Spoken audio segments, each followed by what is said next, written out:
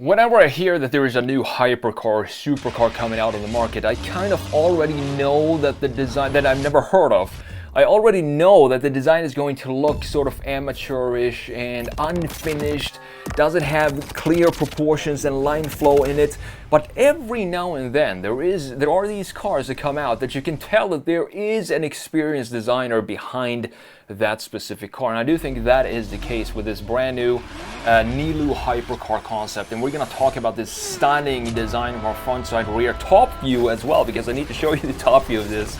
And also the absolutely beautiful interior. We're also going to mention the designer here, because if you're in the car design space, you're definitely going to recognize this name. Before we jump into Photoshop, we're going to have a look at this article from Car and Driver and check out what this car is all about before we start talking about the design. So you have a 1070 horsepower Nilu hypercar, has a naturally aspirated V12 and a manual. So it's designed by automotive designer Sasha Selipanov, known for his work with the Bugatti Chiron, the Koenigsegg CC850, which is one of the most beautiful hypercars in the last 20-30 years. It's such a stunning car. I made a video on that here on the channel as well, if you want to go and check that out. And the Lamborghini Huracan. He has now designed his own hypercar, and that is this one, the V12 Nilu. The Nilu 6.5 liter naturally aspirated V12, manual transmission, and few screens reflect the kind of simplified driving experience currently trending among high-end collectors.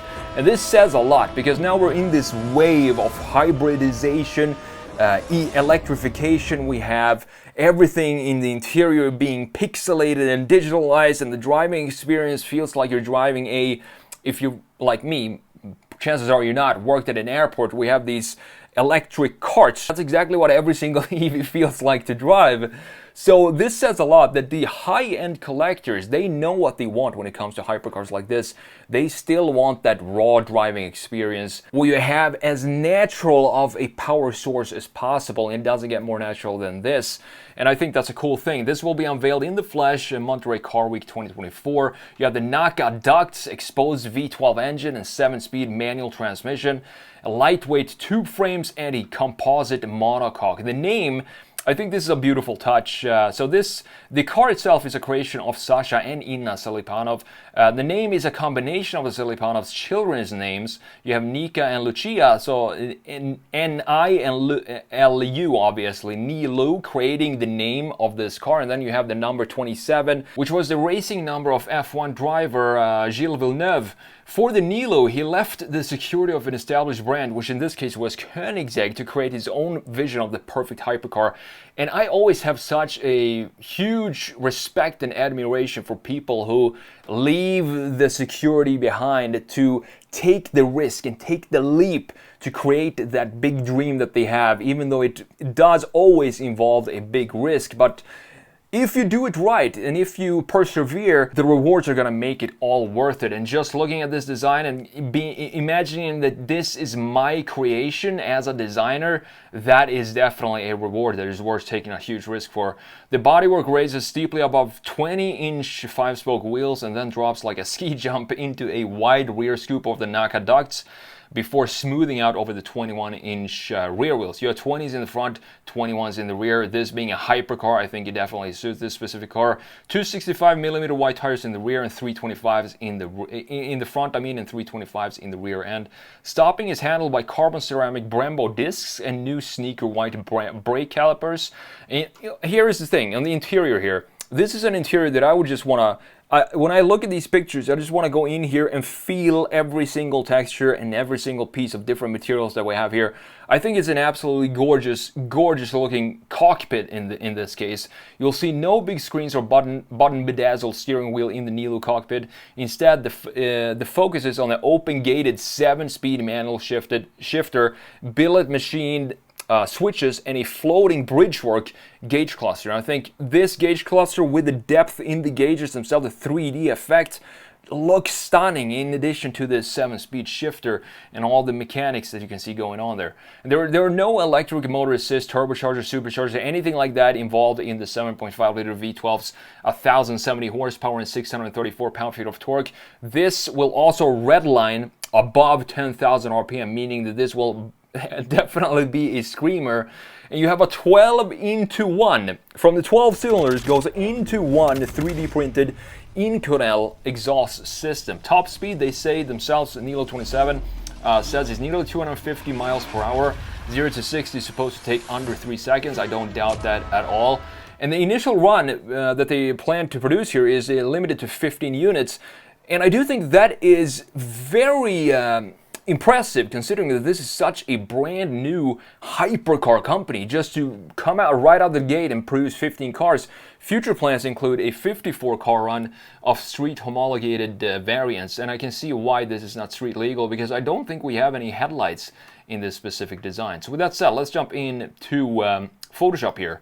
Let's have a look at this beautiful car, because I think this is absolutely stunning. You can definitely see the resemblance from the inspiration from all the companies that Sasha Silipano have worked for before in this beautiful car. They all kind of come together in this dream design of his own, and they're creating still a very unique identity. I think this has both a classic look to it, with these beautiful volumes that we have going on here. And these front intakes here reminds me a lot of the modern Koenigsegg, the Yamera, for example, with these big intakes here. We have some ducts in the hood here as well. Also the visor design here, also very Koenigsegg-like, but it still has a unique identity, because if you look at these areas here with these Naka ducts here, for example, classic intakes, which I love that they integrated in this design. And this huge intake right here on the rear muzzle, that is what separates it. And now we're starting to mix in different vibes from different types of design traditions geographically into one single car. And I also love these wheels. As you know, I'm a huge fan of simple wheels, usually 5-spoke designs, and this is exactly what I want to see on this car. I actually like the white graphic that we have on the tires as well. It just brings in some of this classic race car look for this car. Now the side view is very, very interesting, because here we can clearly see we have Koenigsegg styling pretty much for the proportions of this car, with the egg shape up top, and then this line here as well. There's a lot of Koenigsegg going on here. Then we have this line, as we talked about from the front view. This intake right here reminds me a lot of the new Lotus Emira, I think it is. Looks very similar to that. And then we have, in addition to that, we add more classic graphic features, such as this intake right here, which has been around since, I don't know when, since the 60s probably. The F40 has had a bunch of those as well. And look how beautifully sculpted the bodywork is. We have a clean line here, clean surfaces, then it dips in here a little bit, as you can see. Same thing here, it goes here and then dips very hard in and carves out all this volume. And then you have this line continuing through the front axle, right almost in the middle of the front axle, into the front bumper. So we have a connection to that line right here as well.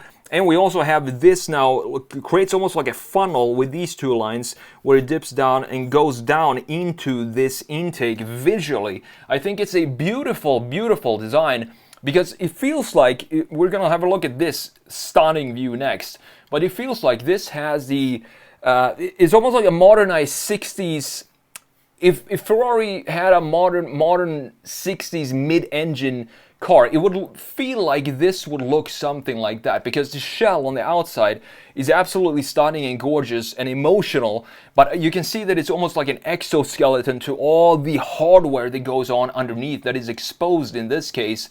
I also forgot to mention that we do have an LED light here, so this is going to create a very strong brand identity for this car, having this LED integrated in the outline of the intake in the front. But as I said, it doesn't look like we have any sort of headlights here. It looks like to have some sort of cutout here. Maybe this will be the headlight moving forward for the production versions, for the street legal versions in the future. But looking at the top view here, this is what I'm talking about. You can see all the mechanical pieces. You have this snake pit right here in the rear end. Beautiful greenhouse here. Just look at how stunning these lines are. And this, again, reminds me a lot of Koenigsegg, looking at it from a top view, which is not a bad thing at all. Very organic shapes. And we have this bar, these support structures being visible here as well. We have a center-mounted windscreen wiper and these muscles axles going over both the front and the rear axle into these taillights. We're going to talk about the rear end in a minute. I have a couple of things that I would like to personally, I would like to adjust in the rear end. I'm going to talk about that in a minute. But look at how smooth these surfaces are. And this is where you can see that this is made by a designer that has a lot of experience designing cars when you have this type of flow in the design itself. I also like this line right here that cuts right around the greenhouse into the front end like this, looking very, very beautiful. And this open space here, we can see the exhaust pipe and also a little bit of the big V12 back here. Now, last but not least, before we look at the interior, this rear view. So what I love about this is that it's a complete new take on how you can design a hypercar rear end. What we're gonna do here, we're not even gonna have bodywork in the rear end. Instead, everything is going to be completely exposed, as you can see right here. All the mechanical pieces here looking very, very industrial, and this is what I'm talking about. It has a beautiful shell, but you can clearly see that there is a monster underneath this graceful exterior. That is what I love about this specific car. You also have these planted, these 325s, I do believe they were, rear tires properly planting the car on the ground. Massive, absolutely huge diffusers here as well. You have the center, the F1 style for the fog lights. I do believe that is. Maybe it's the reverse lights as well. And I do like that we have an orange wing here. This is probably an active spoiler in the back. Love the positioning of the exhaust pipes. This is also something that creates a very strong identity for this brand, having the 3 exhaust pipes like this.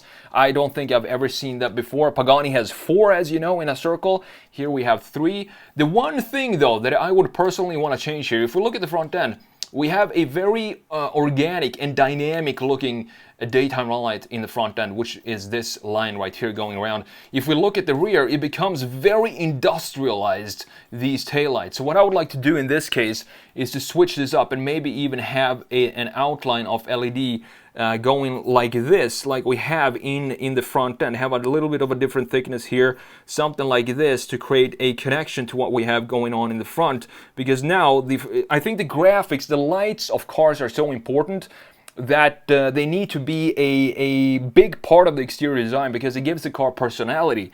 And I also want to have a connection between what's going on in the front like we have in the rear. But at the same time, having it be this industrial looking like we have with these lights, it just adds to this raw feel like we have in the rear end. So maybe that's what they were going for here, to have a more graceful front end where you can't really see any of the mechanical pieces, but in the rear end it's a complete 180, black and white. You have all the mechanics in the rear and you have a more graceful looking front end. If that's what they were going for, then I can understand why we put these type of LED lights in the rear end. Now, last but not least, this interior. It's so refreshing to see an interior like this, where you go into the car, you go out for a drive. You don't go to get a screen or 20 screens in your face, because that's what you have for the rest of the day anyway. So when you go for a drive, me personally, I don't want to have big screens in my face. Instead, I want to have craftsmanship and beautiful details, different textures and colors and materials that I can touch and feel what they feel like. We have different materials up here for the vents. I also like how the vents kind of wrap around this main frame that we have going through the entire interior. We have the same design for all 3 vents here, looking beautiful. But these gauges, just have a look at how beautiful this is integrated in this design. I also, another cool detail here is that we have the tachometer, which looks to be right here, and we have a speedometer on the very far ends so outside of the steering wheel. Usually those are the ones in a hypercar specifically that are mounted right in front of the driver. But now it looks like we have some other gauges here, some temp gauges in the middle, right in the field of view for the driver, and then you have the big tachometer and the big speedometer out bigger on the sides. I think that's such a cool integration of how, a new interpretation of how you can design interiors. And this 7-speed looks to be extremely fun to roll through the gears with this type of integration. It also looks beautiful, and this is what I'm talking about. Every single little detail is designed. We have beautiful chamfers here on these small details, and it just looks super tight and clean. I also love the steering wheel because it is just that. It's just a steering wheel, and how often do we see that in 2025? I mean, overall, I really hope I get to see this car in person, and I definitely wish Sasha and the team all the best with putting this car into production. I'm so excited to see going back to a more analog feel for cars like this. I think we need more cars like this where we just go back to the original vibe or idea of what driving used to be all about, without all these distractions and all these assistants helping you with the drive. You're supposed to be in control of the car, not the other way around. So overall, a great job by the team. Wish them all the best moving forward with this project.